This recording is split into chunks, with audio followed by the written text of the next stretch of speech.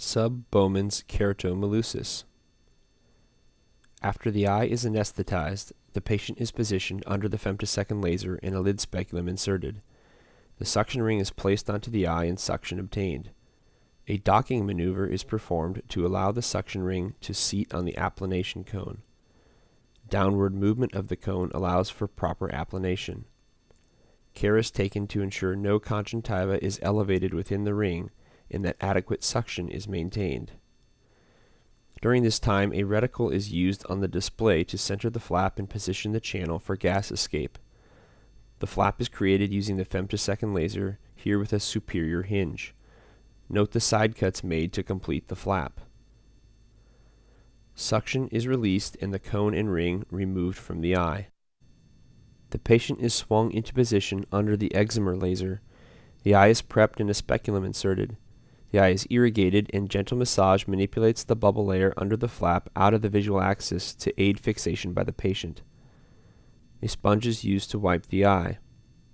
A forceps is used to grab an episcleral bite to hold the eye near the limbus. The flap is entered with a cyclodialysis spatula and a pocket created near the hinge.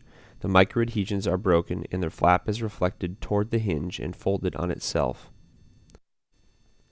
The aiming beams are focused on the surface of the stromal bed.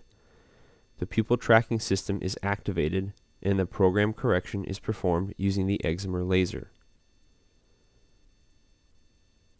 The flap is gently unfolded using minimal irrigation with a LASIK cannula on a bottle of balanced salt solution. The flap is repositioned on the cornea and floated with irrigation and reseated. A moistened Miracell sponge is then used to wipe the flap.